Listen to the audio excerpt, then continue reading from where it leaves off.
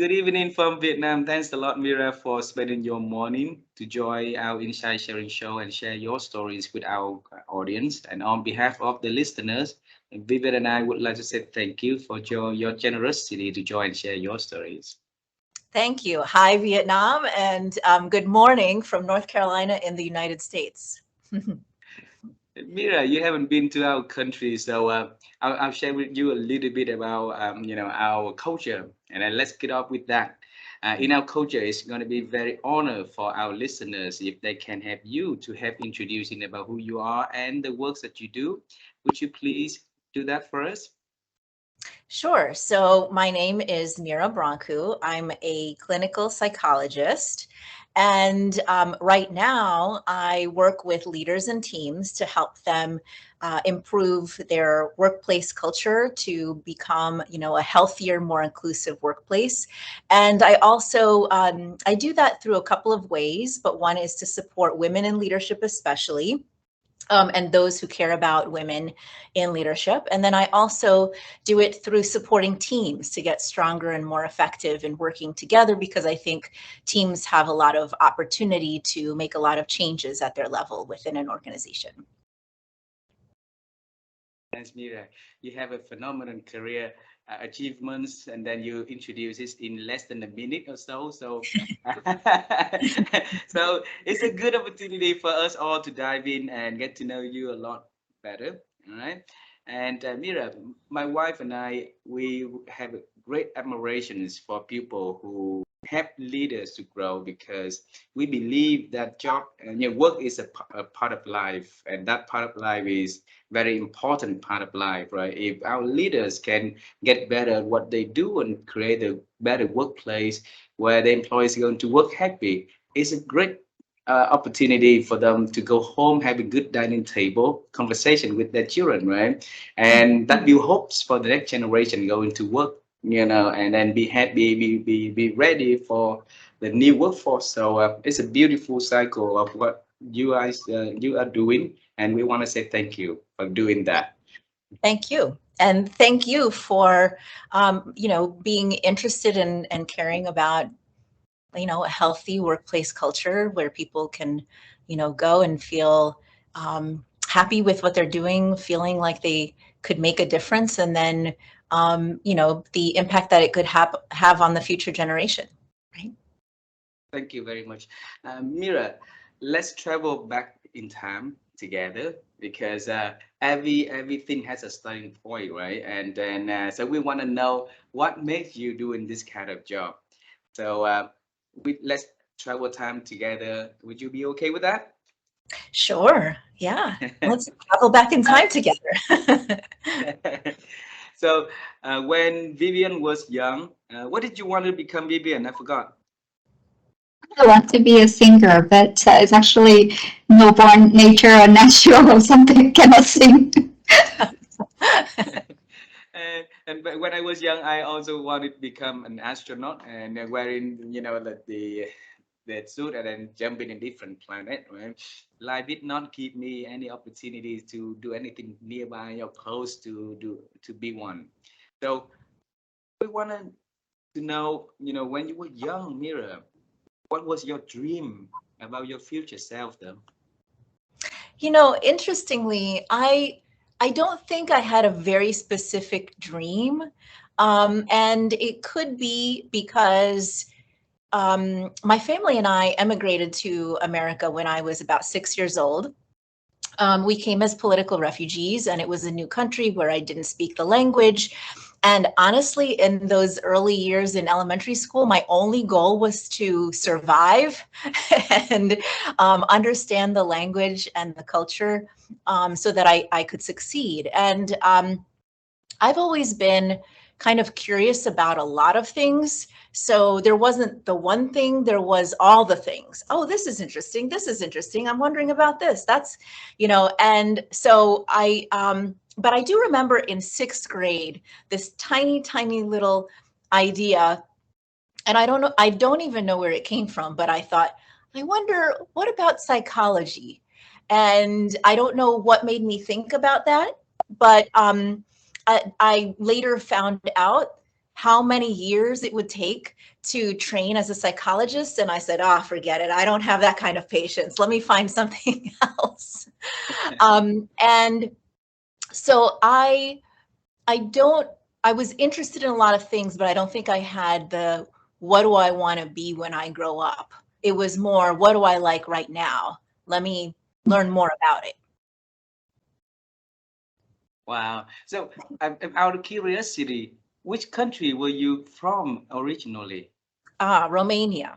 And at Mm. that time, it was a communist country and it was under a dictatorship. This was in the 80s. And so we left as political refugees. There was a organization in America that helped families like ours leave countries like that and reestablish as you know they served as sponsors. My aunt and uncle had already left and had established themselves in New York within the U.S. And so that's kind of how we got started, and that's where we came from. Have you come back? Did you come back to Romania ever since? Yeah, a couple of times. Once when I was 11. At that time, it was still communist, but my grandparents were still living there. So Wow. we came back so that, we could say hi and, we miss them. And then I think I didn't come back until 2017 with my entire family. I wanted my kids to see where I grew up. At that point, it wasn't communist anymore. And my cousin and his family still live there. And so we got to see them and travel in places I hadn't been to in Romania. And so that was, if that's 2017, what is that? 5, 6, wow, 6 years ago now. Wow. I guess it's time for another visit, huh? Yeah, yeah. Time for So another Mira, visit. do you still remember the feeling of the first time or the first day that you started in America? I remember very tiny glimpses, you know. Mm. I remember they found, so this is in New York, where and a place, a location in New York, Queens, where it is kind of the city of immigrants, and so almost everybody it was from a different country. English was not the first language. It was the second language for a lot of people, not everybody. And so they were able to find, I remember they were able to find one Romanian in the school in 5th grade who used to come to me in 1st grade and translate the most important things if I needed to know something or if they needed to check on me Oh. about something. Wow. Yep. Hey, Mira, I think the universe has a beautiful way to attract, bring, like attracting things together. A few days ago, I spoke to another doctor, and her name is Dr. Sulaine Charas. She lives in New York City. I don't know. She lives in North Carolina also, and then she also coming from Romania. Wow. Tomorrow, Vivian gonna meet in a former colleague of mine, and to celebrate his belated birthday, and then he spent years studied in Romania as an international student. And when we work together, he told me how beautiful the country is. So I will tell him that I'm meeting, Mira this evening, and share to him. He will be very happy, hearing about people from Romania, and yeah, Yeah. and I think it's beautiful. Well, you need to introduce all of us. And then we all meet in the middle in Romania. You guys come over to Romania, we'll all go over there. Yeah. Absolutely, it is a bit, there's no more communism there, and the country is beautiful. I heard the people is very, very nice and Yeah. kind I have also. to So say when why not? when we visited other parts that I hadn't been to, because I grew up in Bucharest, which is a city, and Ah, so I had never seen the countryside. So when mm, when we went to visit, we got to see more areas, and it really is beautiful. It's probably one of the most understated, unknown, areas in Europe, I think, in my opinion. in terms of like being able to visit and see the same kinds of things you would see in Italy, in terms of really old buildings, churches, agriculture, beautiful mountains and things like that. And it's, less populated with tourists, so it's easy to see all of these things up close. So I was just surprised by it all. And I'm somebody who's from the area, but it really is. Yeah. Yeah. So let's plan for a visit together, Vivian, All huh? right. Mira. Hey, Mira, when you say that, when you know how long it's gonna take, for you to be a psychologist and all the practice, all the years that gonna make you to become one, and you say, oh, forget it, right? So you decide to do something else, but turn out that you spend a lot of years in this space and got your PhD degree in this space also. Tell us, how did you get here? Yeah. Yeah. And you could probably see behind me, I got degrees from all kinds of like, so what's funny is I didn't have that persistence when I was younger. When I was younger, I used to get very easily frustrated when I didn't know things like right away, or I didn't understand things right away. I just it's a muscle you have to build. Persistence is a muscle you have to build, and getting these degrees takes kind of some level of persistence, as well as focus and willpower and interest. And I wanted things easy, and I didn't want to work that hard because I didn't understand the payoff, what it could offer. Um, but as I got much older and I started to see more success in academics, I started really enjoying just the process of learning. And honestly, what really happened was I, um, decided to get a master's degree in school counseling. And I was a school counselor for 5 years. But I got it because I didn't know what else to do. And I saw other people, getting somewhat similar degrees. I knew I was a good listener. I knew that I could, you know, do and enjoy counseling. And I thought, okay, this would be the quickest way to do it, and also it's a perfect situation because I could get summers off and I don't have to work late at night. And, so I thought about it in all the wrong ways, all of the sort of benefits of not working, or working less and, less hard. But the reality was it was a really hard job. Um, and it wasn't right for me. And after 5 years, I felt really burned out. And I thought, you know what? Now I'm ready to actually do things that I enjoy.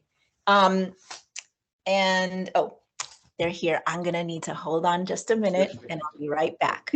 It was actually kind of a good thing for me to experience the downside of cutting corners, or the downsides of looking for jobs only for the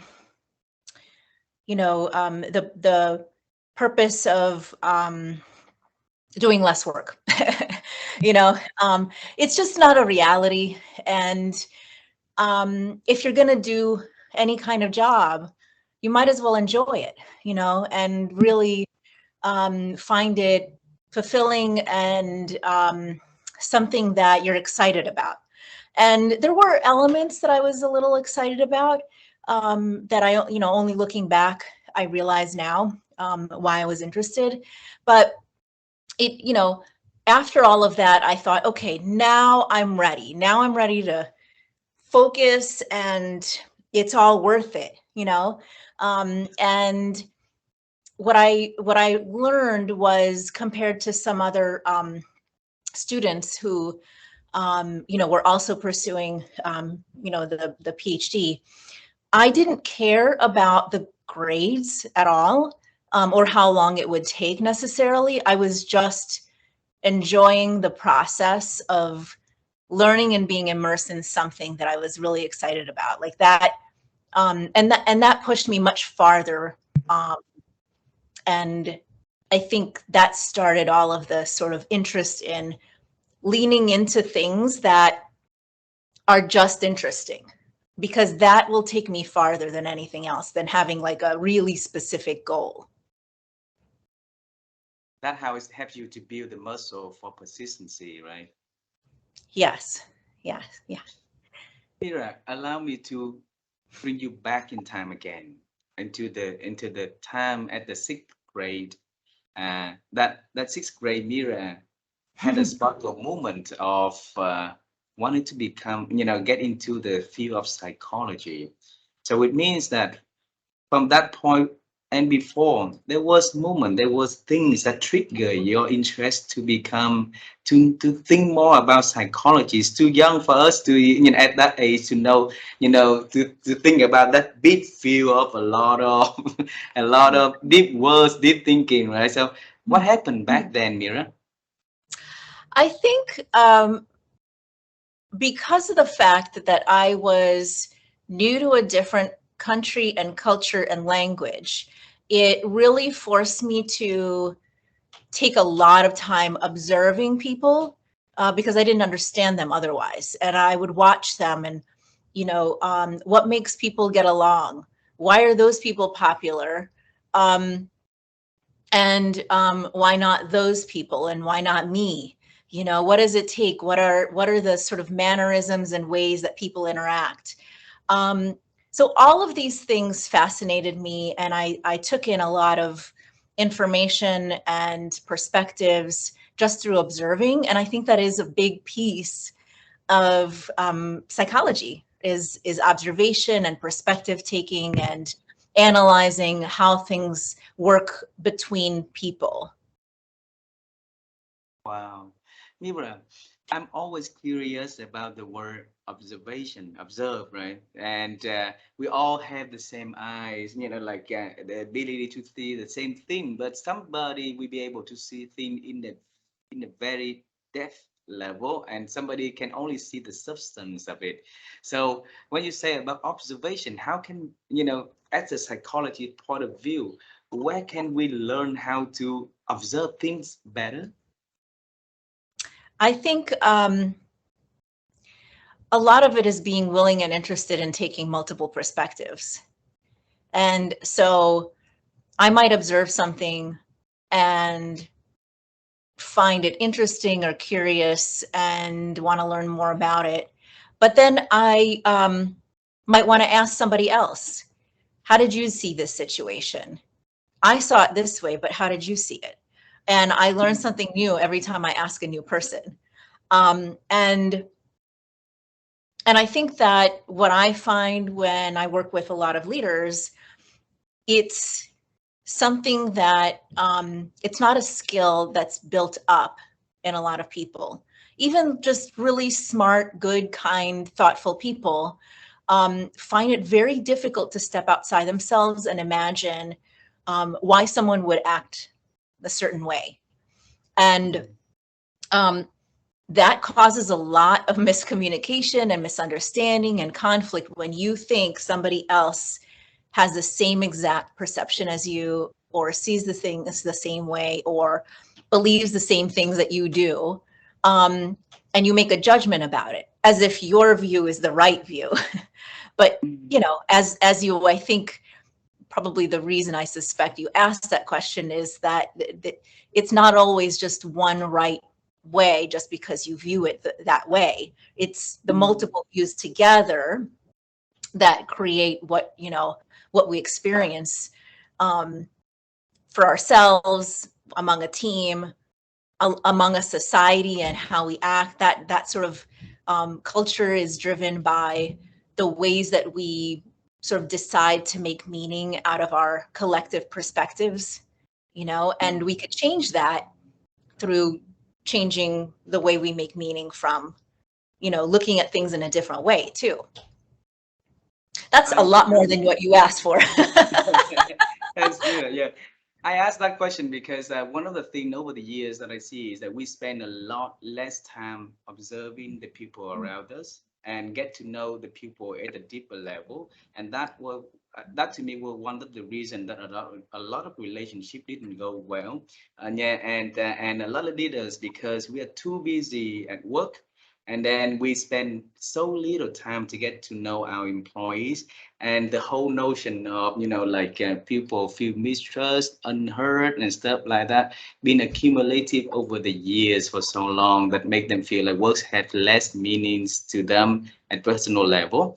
And that's why I say, okay, if we can help the people to improve, their ability to observe, how people feel, how things happen, what is the unspoken thing, so that they can catch up, and and and they can see or predicting what's going to happen in the future, so now they can start to change, and make change early, to prevent, things to get, further, you know escalate into the further, we can solve any more like this.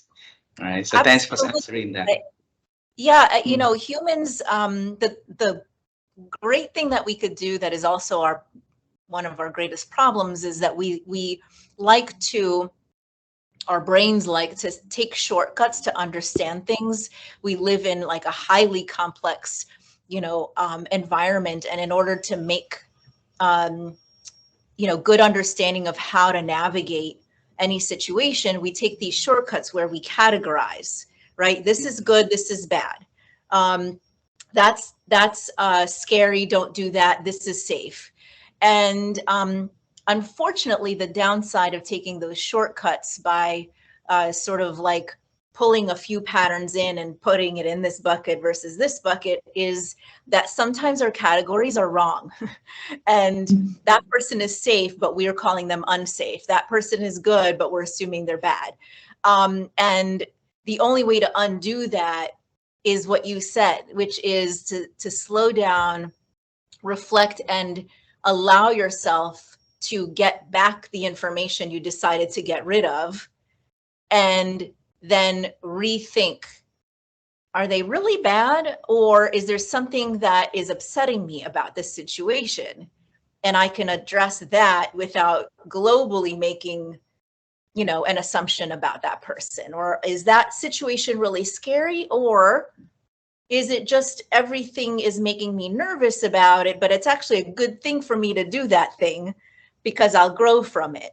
So that slowing down that you mentioned, and observing how you feel inside, and what, the information that you've sort of gathered on the outside, and sort of restructuring it, decoding and recoding, makes a big difference in kind of how you grow over time too.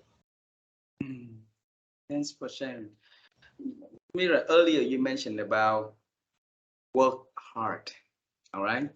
And I always enjoy that phrase, because a lot of, when a lot of people say work smart, but not work hard, right? And uh, and and that and that to me is you teaching the people to, find a shortcuts, or, it's easily to teach people to find a shortcut if they can find a really smarter way to do things. Amazing. But majority of times, it's easy for us to lead into a different way to do, and make us smaller than we supposed to be, we could be, right?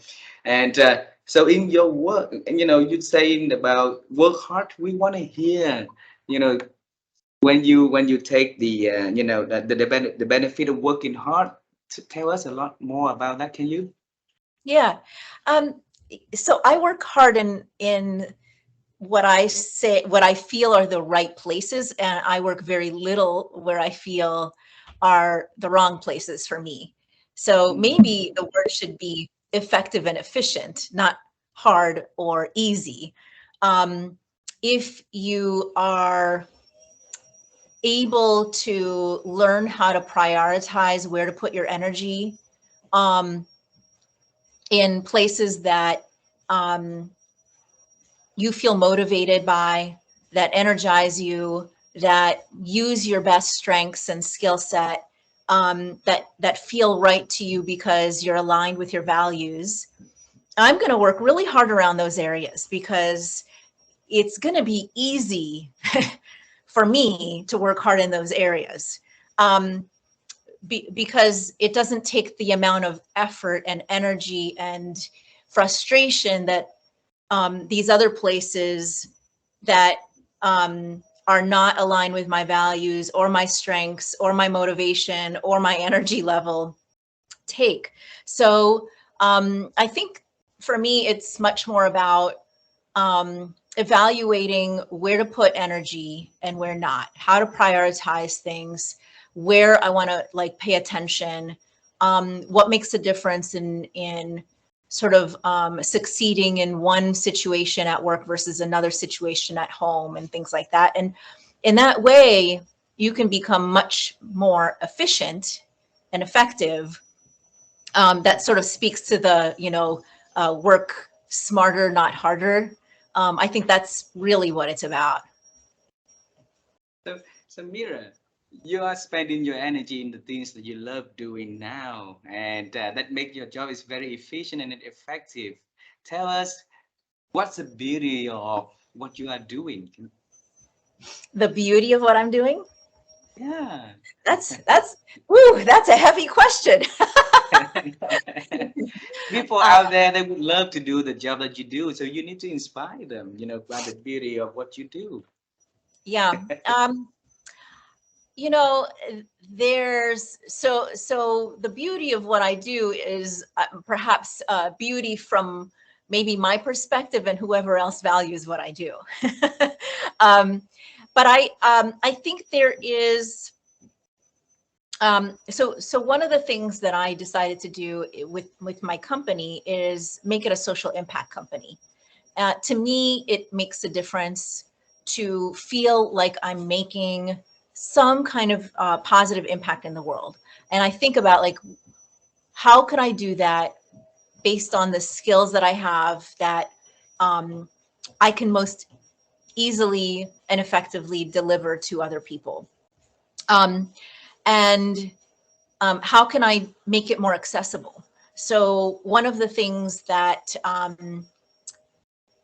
you know is important to me is the work that I do isn't always accessible to everybody. It's highly skilled, specialized, and can be hard to access and um, so I think about like, where can I also donate time and support others? Where can I mentor other people? Can I create groups of people that can learn from me? And the book that I wrote, Millennials Guide to Workplace Politics, came from the same kind of situation. I had realized that I had over time learned how to decode the unspoken rules of workplace politics culture, and that I had access to being able to do that, unlike many people in my situation. And I thought, that's not fair that I have that special information and other people don't. That would be what I learned to help me feel successful would be useful to everybody. And so I just sort of poured all of that into the book, again, to try to make things more accessible. So I think the beauty in what I get to do is that there's a lot of flexibility in how I show up in any environment to make a difference, and how I choose to approach and offer my services, and how much I choose to charge versus not charge, to make sure that it's accessible and affordable to the groups that can't always access. So there's just a lot of flexibility that I get to have in the work that I do, and I recognize not everybody gets that, and that helps me think a lot about, what can I do with that? What can I do with the flexibility and privilege and information that I have that I can share with other people? I think that's the beauty in it. Thanks for sharing that. Yeah, yeah. I'm interested in the book that you have, A Millennial Guide to the Workplace Politic. Can you share with us a bit of the workplace politic you have in mind? Maybe Yeah, something commonly we have here too. yeah. So I co-authored this with another psychologist, Jennifer Wisdom, So she has the Millennials Guide book series. And one day we were talking about like, hey, Mira, would you be interested in, doing one of these books? And I thought through like, what would be interesting to me? What would I want to impart? Um, and we were both interested in this area. Um, and we came at it from different perspectives. She had had a lot of negative experiences in the workplace. And so um, we sort of created the book to start with how can you be as proactive as possible in order to create a positive work environment around you. And then if you do all of those things and you still face a negative, unhealthy work environment, then what? So that's how we approached it. I have a philosophy about workplace politics. We often only think about it in very negative ways, people undermining, people sabotaging, people having backdoor deals. And it's because that's what we hear in the media. That's what has hurt us in the past. And unfortunately, that also causes us to say, you know what, I want nothing to do with it. I'm not engaging. But I think about, and she and I think about workplace politics as actually neutral.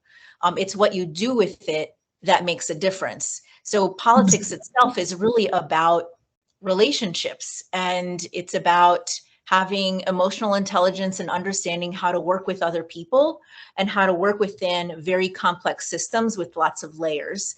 And recognizing that you're within an ecosystem.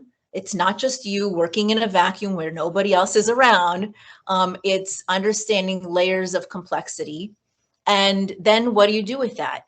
Do you only work to help yourself to climb the ladder that's self-serving and walk on top of everybody else in your way? Or do you choose to use that information to help yourself and other people to create a better, healthier environment? You can do either. It's your choice. And so the book is also about how, secretly, how do you become a better leader and a better human being to other people while you're also trying to work on your own sort of personal career development goals. Wow.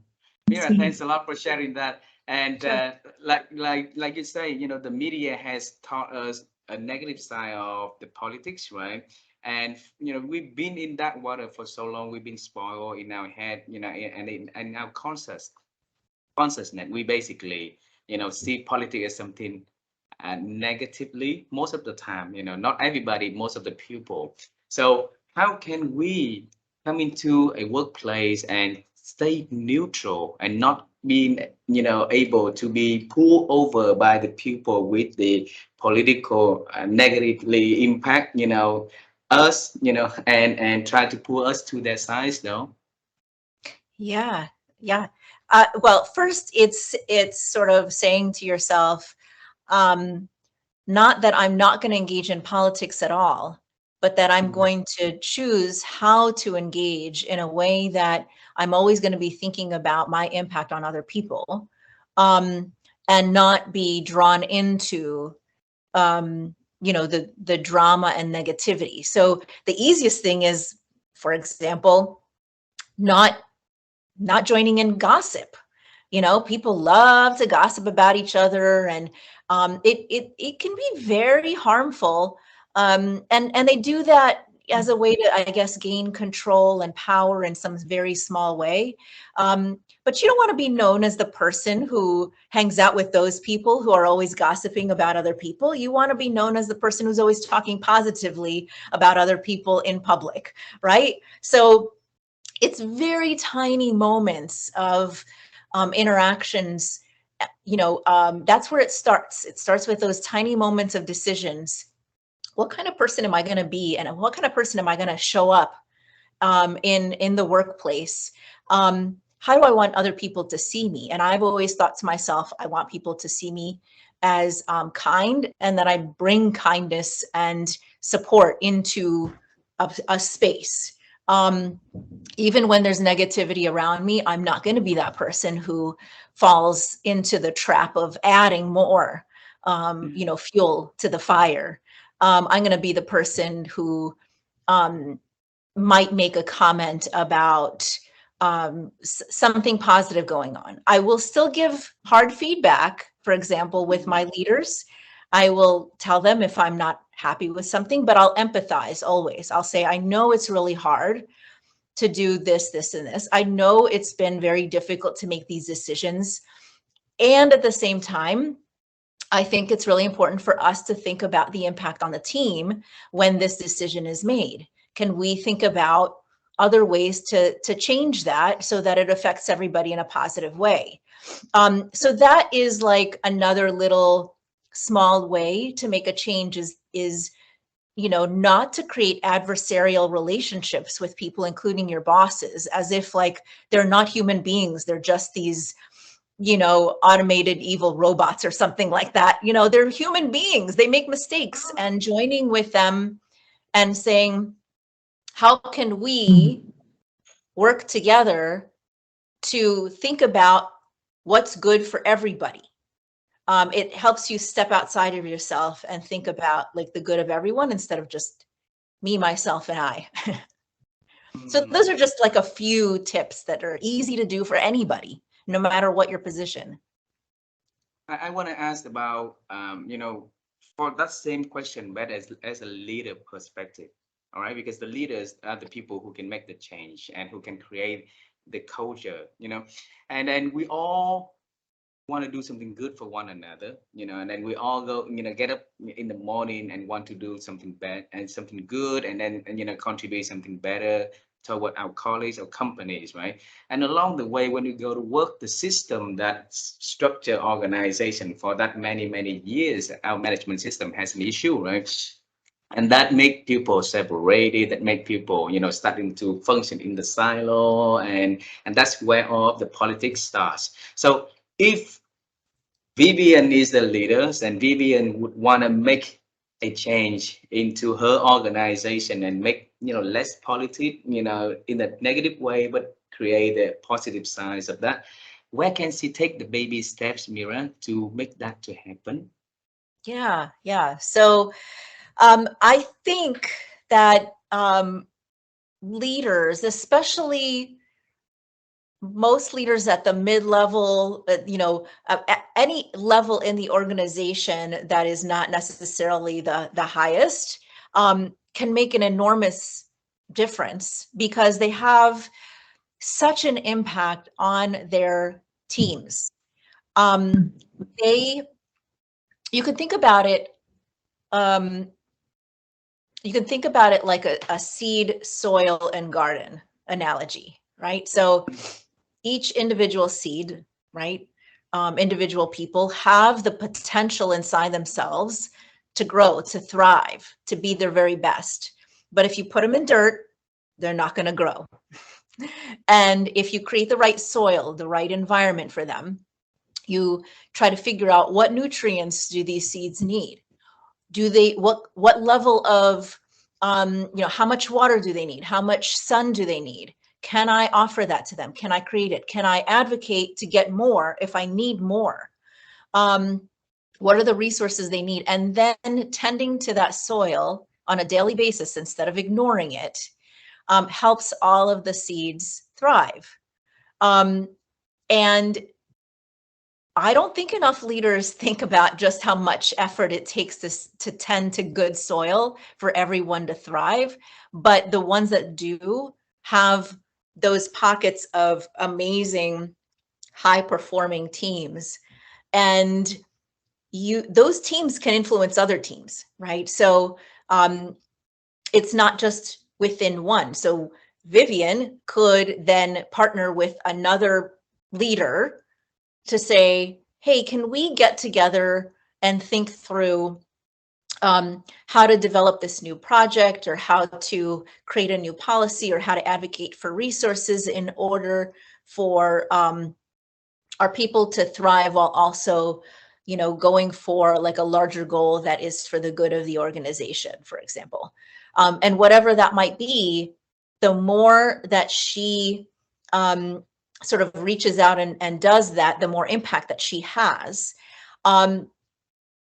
There's something called structural holes within organizations. And what those are, let's say, like, you've got this team here, and this is like their expertise, and they're just focused on their expertise. And then you've got this team here, and this is their expertise.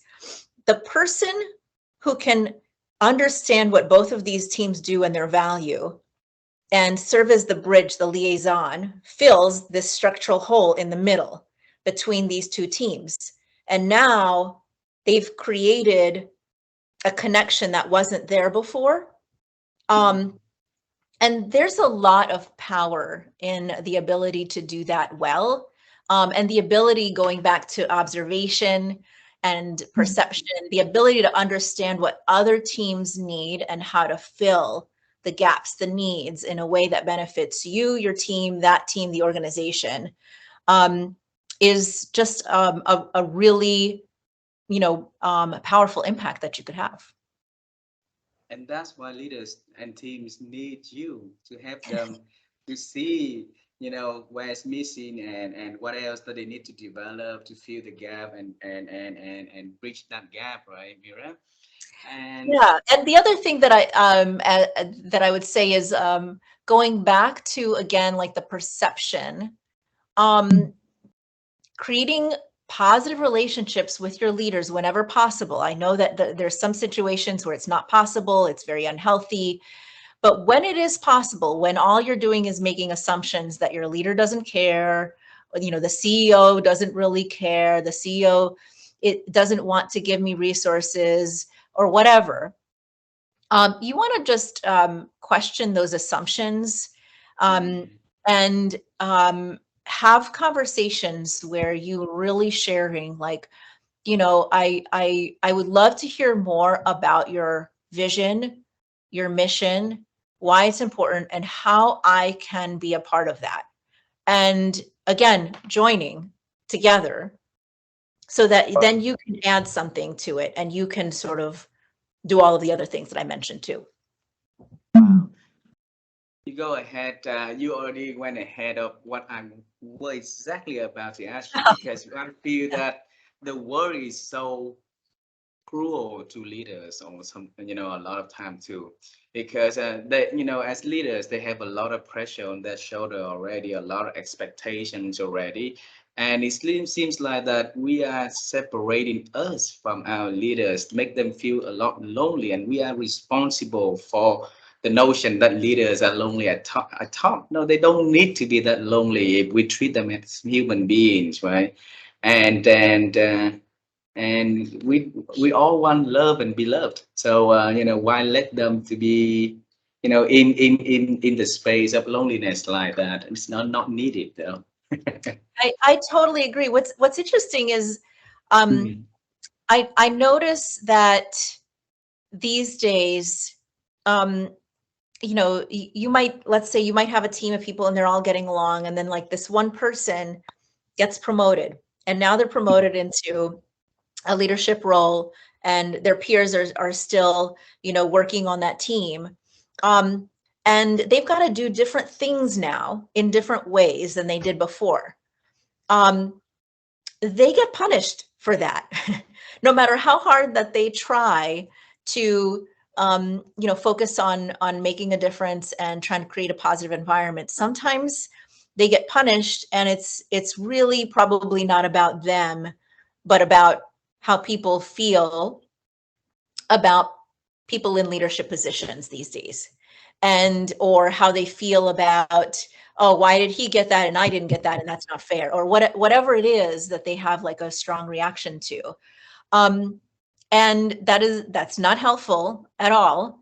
And it can be, the higher you go in a leadership position, people assume you have a lot more power, and in fact, it's a lot lonelier, it's a lot scarier, and it's a lot more overwhelming, and you lose friendships that you cared about along the way, without having done anything or intended.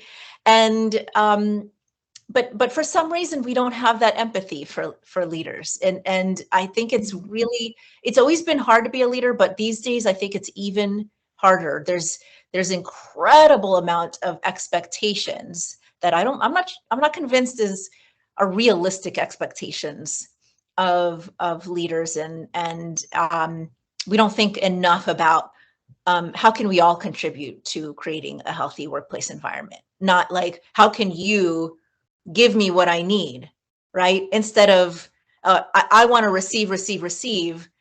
It's just as important. I have a responsibility to create the environment I want to see too. What can I do to contribute to the environment that I want to see?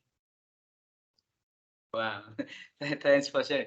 Mira, our leaders normally are the people who are the best performers, who elite people within an organization being selected to put into the role and expect them to perform well, right? So normally they are the people who tell people what to do. And then your role is coming to the organization as the consultant, as a coach, and teach them what they need to be that they need to be doing, right? So teach us, how can we build the skill and the confidence so that we can come into a conversation with executives and can talk to them in the language that they will listen to, trust, and follow. Please advise people on that. It's a good question. I mean, you can't force someone to listen. But the first most important thing is when they are first meeting you and they decide whether to work with you as a coach or consultant, to help them understand what kind of person you are and how you're going to approach the situation. Here's how I approach things as a coach or as a consultant that I want you to know about.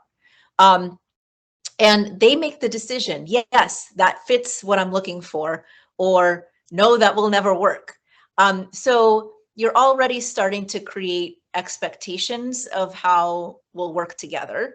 Now, my style is kind of a combination, like a very kind, tough feedback, tough love. I never say things harshly. I've always said things through empathy first. I know this is difficult. Can we think about it a different way? Some people need a different style. Some people want to be beaten up and to be yelled at or whatever. Other people want much more sensitivity and care and even softer approach, or just somebody who will allow them to reflect but not give them feedback about anything. So it is a lot about two people deciding whether it will work out, not just one person or the other. Now, once I start working with a leader, I do have the one strength that I was a leader for 10 years. I understand what it's like to be an employee. I understand what it's like to be part of a small team and a team lead. I understand what it's like to be at nearly the top at a much higher level with multiple teams and complexity and budget. So I do have that, and I think that does help with the level of leaders that I work with. And that said, what I try to focus on, though, is what I can bring for them, which is the people side of change and decision making. Many leaders are perfectly good at what you just said, which is command and control, direct, do this, and and they just hope and expect that everyone will just do it, which is not the case anymore. That does not happen. That used to maybe happen in the 1950s. It doesn't happen anymore. People want to know the why. They want to be motivated and invested. They want to know that they're making an impact. There's a purpose to what they're doing. And that's, I think, what leaders are looking for, is how to lead, whether they are in the position of authority or not, but really through influence, through connecting, through motivating. And that is not always easy to do, because it requires you to understand people and at a deep level. So that's why you need a psychologist, We understand people at a very deep, deep level. And that's what we offer. Not to make a plug for psychology, but I just did. And Mira, thanks a lot for sharing that. And I believe that, as human beings, we know it, we make mistakes, right? And then we learn from the mistake. We are good at fixing our mistakes also. So as long as leaders see that there's a need for change, and the company can help them with having like a psychologist like you to come in and to help them to see the good, the bad, and the ugly sides of them, for them to start to get better, and the willingness for learning and changing, they can always become better leaders and for the better I like how you workplace. said that. Yeah, I like how the good, the bad, and the ugly. Yes. We have two last questions for you, and I unless Vivian have any other questions, and I will start with one, and maybe Vivian start with the ending one. Is that okay, Vivian? Sure. Yeah. Okay, Mira, you mentioned about the word thinking numerous times during our conversation. Okay, Mhm. and Vivian and I, we are on the quest to help people to improve their ability to think, because we both see that our ability to think these days is diminishing. It's not increasing. And if we can pick a brain, pick some, like advices from great thinker like you, and if somebody listen to a conversation like this, they can learn from those advices. They can definitely, improve their ability to think, and that is the first in the whole change process. If they think, change their way of thinking, they can create some positive change. So, Mira, how have you been helping you to expand the ability to think for yourself? Hmm. Yeah. Um, so I might change the word think to reflect, um, Okay. because that's really what I think I do in order to make decisions and understand where I'm going next and to slow down. And so, for example, um, I have this blog on Psychology Today, and it's focused on it's called A New Look at Women's Leadership. And I was writing and writing for maybe a year and a half, constantly. And then the pandemic hit and the racial reckoning in the US. And I started really thinking and Mm. reflecting on that. And I started wondering, what is the message that I want to send here? Is this the right message? Is this still the right platform? Um, and um, I really started questioning myself a lot. I started thinking, um, what is a woman? What is women's leadership? Leadership is leadership. Why am I making it about gender? And all of these questions I had to sit with for quite a while, and I spun and I read a lot, and I asked a lot of people's thoughts, and I just stopped writing. I went into kind of a writing cocoon, um, because I did not want to continue without having more clarity about where I wanted to take this and whether this was the right path. So I emerged a couple of times with a couple of pieces, but the entire process probably took 2 years for me to get to more clarity. And I wrote more, mostly to to get feedback and to see what resonated for people, and what it was that people were concerned about versus not, and what it was that I reacted to. Um, so sometimes the thinking and reflecting process takes a really, really long time. Other times, it takes less time, but I think building in time in your schedule to sort of reflect on your own and then to reflect with other people, makes an enormous difference on making sure that you don't feel like you're reacting to everything, but rather being a lot more proactive, intentional, and thoughtful. Oh, Well, thank you, thanks a lot Mira. for sharing that. Yeah, because Yes. Mira, the thinking, the reflection that you share, Vivian and I actually writing, we try to um, categorize all the answers onto, like certain patterns, right? And then try to write a book about that one also. So thanks for sharing that, like insights of what you're doing. Is the first I in the thinking word, that we put in here. We break into the acronym of thinking, and the T is for the timing, like you say, we have to block our time to think, right, and to reflect. And the one that you say earlier as well is the first I is intention. You have to have the intention to force yourself to think so that you can have more clarity on what you are doing, what you are reflecting on, even if it takes years for you to get there. But when it takes that, it will be so clear of what you need to do next, and it paved the way for you to create something phenomenally from there. So thanks for sharing. Thank you. Yeah, and that's exciting. I'm looking forward to your book in the acronym. I bet it's going to be really good after Really. interviews. It's Vivian's job to do. Yes, Vivian. So Mira, I think time really fly, and we would love to ask you one more questions. So we know a little bit about your past. 6 years old, you come to the new country, and then as the sixth grade, you started thinking about psychology, and then throughout a lot of changes in your work, you become a very successful psychologist as yourself, to help the organization with a positive workplace and help leaders to be better.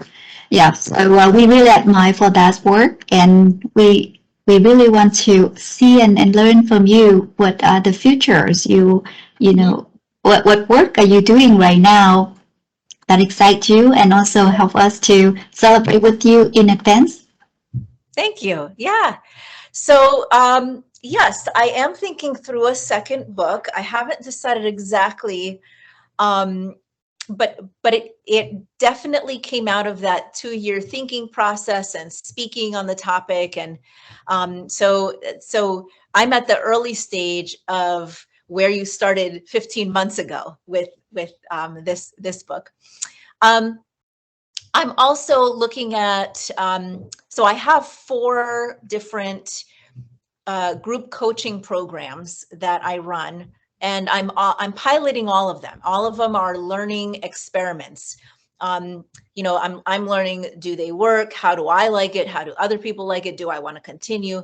But there are some threads across them where I'm learning what people really need from each of these programs and what I could offer. And so I'm starting to think through creating a membership community again to create more access to the work that I do, my thinking, my reflecting, my and create kind of a positive environment for other people to join and learn, how to sort of go through the career and leadership development process at different stages and what it takes. And so I'm in those early stages too. I just developed an advisory board to help me think through all of that, again, to gain different perspectives.